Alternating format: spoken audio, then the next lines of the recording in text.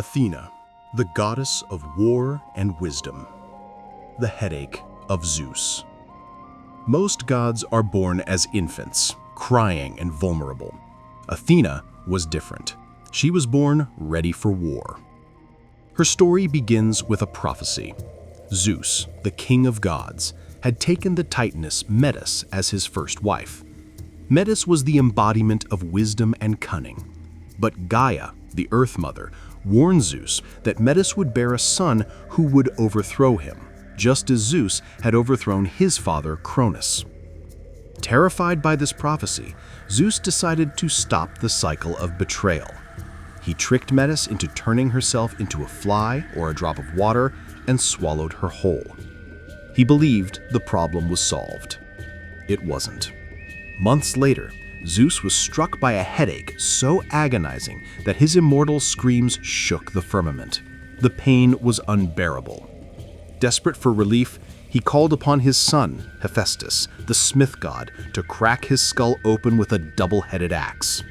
The moment the axe struck, something miraculous happened. From the open wound of Zeus's head, Athena sprang forth. She was not a baby. She was a fully grown woman, dressed in gleaming battle armor, holding a spear and shield, and letting out a piercing war cry that terrified the gods. She was the daughter of power, Zeus, and wisdom, Metis. Because she was born from his head, she became Zeus's favorite child. She was the only one allowed to wield his thunderbolt and his shield, the Aegis. The two faces of war. The Greeks had two gods of war, and they could not be more different. Ares, the son of Zeus and Hera, represented the bloodlust, the slaughter, and the chaos of the battlefield. He was the soldier who fought for the sake of fighting.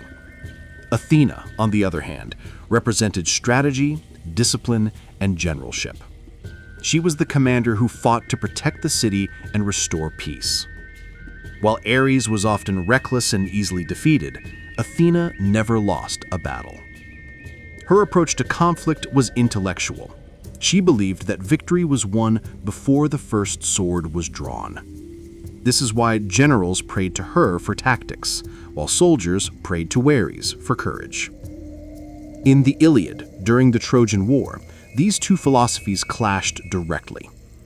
Ares was on the battlefield, hacking away at soldiers in a blind rage. Athena, calm and calculated, guided the hero Diomedes to strike Ares. Her invisible hand directed the spear to pierce the god of war's belly. Ares screamed and fled back to Olympus. It was the ultimate proof. In the Greek mind, intelligence always defeats brute force. The weaver's hubris. But Athena was not just a warrior, she was also the patron of crafts, weaving, and civilization. Yet, like all gods, she had a dangerous pride. There was a mortal woman named Arachne, a weaver of such incredible talent that she boasted she was better than Athena herself. Athena, disguised as an old woman, visited Arachne and warned her to be humble. But Arachne laughed and challenged the goddess to a contest. Athena revealed her true form, and the weaving duel began. Athena wove a majestic tapestry depicting the glory of the gods and the punishments of mortals who defied them. It was perfect and terrifying. Arachne, however, wove a tapestry that was equally flawless but deeply insulting. She depicted the gods abusing their power, cheating on their wives, and acting like fools. Athena could find no flaw in Arachne's work, but the disrespect was unforgivable. Enraged, she destroyed the tapestry and struck Arachne with her shuttle. Overcome with guilt and fear, Arachne tried to hang herself. Athena pitied her, but the punishment had to stand. She said, "Live, guilty woman, but hang forever." She sprinkled juice of Hecate's herb onto the girl, transforming her into a spider. Arachne and her descendants were cursed to weave their webs for all eternity. It is a chilling reminder. Athena appreciates skill, but she demands respect. The protector of heroes. But Athena's true legacy, however, lies in her role as a mentor. She rarely fought her own battles. Instead, she empowered humanity's greatest heroes to fight theirs. When Perseus needed to kill Medusa, he didn't know how. Athena gave him a polished shield to use as a mirror so he wouldn't be turned to stone by her gaze. When Heracles had to drive away the Stymphalian birds, Athena gave him bronze castanets to scare them into the air so he could shoot them. And most famously, she was the guardian of Odysseus.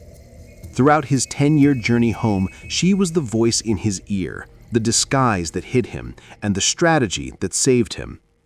She loved Odysseus not romantically, but intellectually.